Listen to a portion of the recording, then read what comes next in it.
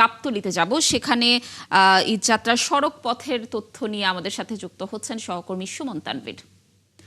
সুমন, কেমন দেখছেন গাবতলীর এই মুহূর্তের পরিস্থিতি? একদমই শেষ মুহূর্তের ঈদযাত্রা, যেমনটি বলছিলাম দর্শকদেরকে, যারা রয়েছেন যাত্রীরা, তাদের কোনো অভিযোগের জায়গা রয়েছে কিনা, এবং যারা বাস মালিক কর্তৃপক্ষ রয়েছে তারা কি বলছে এবারের ঈদযাত্রা নিয়ে, জানাবেন। লাবণী, ঈদে ঘরে ফেরা মানুষের নৌ, রেল এবং সড়ক, এই তিনটি পথেই কিন্তু মানুষ আসলে ঘরে ফেরে, এবং সবচেয়ে বেশি চাপটি পড়ে কিন্তু সড়ক পথে।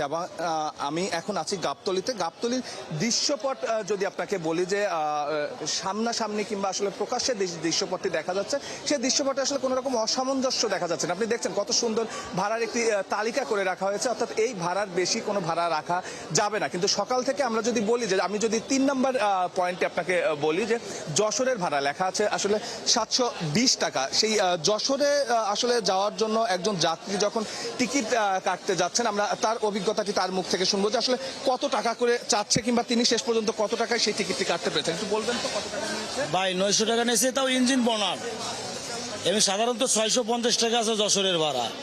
সিটেও না, ইঞ্জিন বনাটা যাচ্ছি 900 টাকা ভাড়া। মানে কত টাকা বেশি নিল তাহলে? 650 টাকা ছিল লজ্জ ভাড়া, যেরকম শখ পরিবহনের কোনো ভাড়া বাড়তি না। শখ পরিবহনের 650 টাকায় ভাড়া। আপনি শুনছেন যে 650 টাকায় যে ভাড়াটি নির্ধারিত, সেটা ঈদের জন্য বিআরটিএ 720 করে দিয়েছে। তারপরেও তারা কিন্তু আসলে প্রায় 250 টাকা বেশি, অর্থাৎ 1000 টাকা চাচ্ছেন, এবং তিনি সারা টার্মিনাল ঘুরে শেষ পর্যন্ত 200 টাকা 150 টাকা বেশিতে টিকিটটি কেটেছেন। এবং এসি গাড়িতে কিন্তু ক্ষেত্র বিশেষে আমরা দেখেছি দ্বিগুণ ভাড়ায় মানুষজন যেতে বাধ্য হচ্ছেন, এবং তারা বলছেন যে ঈদের সময় তাদের কিছু বলার নেই। এবং মজার বিষয়টি হচ্ছে যে চার্টটি আমরা দেখালাম, সেই চার্টের পরে, অর্থাৎ যারা কর্তৃপক্ষ বিআরটিএ, যাদের আসলে এই বিষয়টি দেখানোর কথা, তারা কিন্তু তার পরেই এখানে বসে আছেন, অর্থাৎ তদারকি করার জন্য। আপনারা একটু বলবেন আমাদের, একটু বলবেন আপনাদের আসলে এখানে আজকে কাজটা কি? আজকে আমরা যেটা দেখছি আসলে অতিরিক্ত ভাড়া আদায় হচ্ছে কিনা সেটা দেখার চেষ্টা করছি। আর সকাল থেকে আমরা দুটো অভিযোগ পেয়েছিলাম, আমরা দুটোকে সমাধান করেছি। আমরা সকাল থেকে টার্মিনালে আছি। প্রত্যেকটি এসি গাড়ি প্রায় ডাবল ভাড়া, অর্থাৎ 600 টাকার যে ভাড়াটি সেটি 1000 টাকা নিচ্ছে, স্লিপারের 700 টাকা যেটি সেটি 1500 টাকা নিচ্ছে। নন এসি আপনি আপনার পাশে চার্ট করা আছে, সেটি এই যে মাত্র একজন যাত্রীর সাথে কথা বললাম, আর 150 টাকা ভাড়া নিচ্ছে। আপনারা এখানে বসে আছেন, তাহলে আপনার থেকে লাভটা কি? আমাদের কাছে অভিযোগ আসলে আমরা দেখছি, আমাদের ম্যাজিস্ট্রেট মহোদয় উনি অলরেডি বিভিন্ন জায়গায় মুভ করছেন এবং বিভিন্ন জায়গায় দেখছেন। যদি আমরা অভিযোগ পাই আমরা এখনই ব্যবস্থা নিব। তদারকি সংস্থা আপনারা বিআরটিএ। আমরা যদি সংবাদ কাভারেজে এসে এখানে দাঁড়িয়ে থাকি, কেউ তো আমাদের কাছে আসবে না, তো আপনারা বসেই আছেন, একটু চলাফেরা করা যাচ্ছে। অনেকগুলো মোবাইল কোড ভ্রাম্যমাণ অবস্থায় আছেন, এগুলো কাজ করছেন। আমাদের 15টি মোবাইল কোড অলরেডি রয়েছেন, কাজ করছে। আউটপুট যেখানে আমরা পাচ্ছি অভিযোগ পাচ্ছি, আমাদের ম্যাজিস্ট্রেট মহোদয়রা জরিমানা করছেন। আমরা যতগুলো যাত্রীর সঙ্গে কথা বলেছি, কেউ বলেনি যে তাদের কাছে আপনাদের কর্তৃপক্ষের কেউ গিয়েছে। ইভেন এসি গাড়ির আপনারা নির্ধারিত কোনো ভাড়াও করে দেননি, তারা সেই সুযোগটা নিচ্ছে। এটা কি এভাবেই চলবে?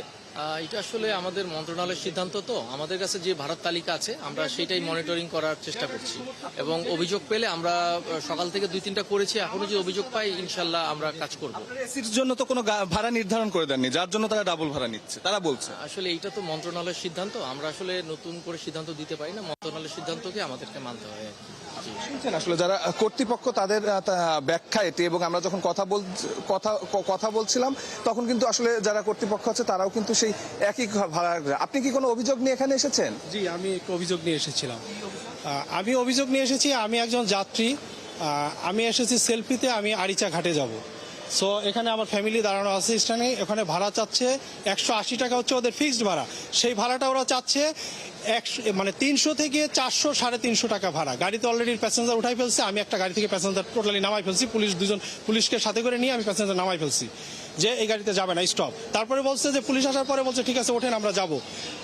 দেন তখন কি বললো যে ঠিক আছে, তাহলে যাত্রী আবার ওঠার সময় ওরা বলতেছে না আমরা এখন গাড়ি যাবো না, আমরা নাস্তা করবো। তাহলে বলেন যে এরকম ম্যানিপুলেট তৈরি করে ওরা ভাড়াটাকে ডাবল নিচ্ছে। আমি আরেকটা বিষয় না বলে পারি না, যেহেতু আমি বিএনপি করি, আমি বিএনপি রাজনীতির সাথে জড়িত। সো আমার কাছ থেকে আমি একটা সিএনজি নিয়ে এখানে নামছি, আমার সিএনজি ড্রাইভারের কাছে চাঁদা চাচ্ছে। How it possible? মানে রিয়েলি তো আমি কোন শোনেন, পর্যায়ে টার্মিনালগুলো রয়েছে এবং যারা কর্তৃপক্ষ আছে তারাও এখানে রয়েছে, তাদের কাছে অভিযোগ আসলে তারা আসলে সামনে যাচ্ছে, তারা বলছে। কিন্তু আসলে আমরা যখন যাত্রীদের সঙ্গে কথা বলছি, প্রত্যেকটি বাসে উঠছে, তারা কিন্তু বলছে যে এই যে বাড়তি ভাড়া নিচ্ছে, কেউ একজন আসলে কর্তৃপক্ষের মানুষ নেই যারা এসে তাদের জিজ্ঞেস করছে আসলে কোনো বাড়তি ভাড়া গোনা হচ্ছে কিনা। এই মানুষটি আসলে অভিযোগ দেওয়ার পর এখানে যারা ছিলেন তারা আসলে এখান থেকে উঠে গিয়েছেন এবং তারা সেখানে গিয়ে ব্যবস্থা নেবেন সেই আশ্বাসটি এই যাত্রীকে দিয়েছেন। এখন দেখা যাক, হয়তো সামনের সংবাদে আমরা যুক্ত হয়ে সেই সংবাদটিও জানাতে পারবো আসলে সেই গাড়িগুলোর বিরুদ্ধে কি ব্যবস্থা নিচ্ছে কর্তৃপক্ষ। সুমন, ধন্যবাদ।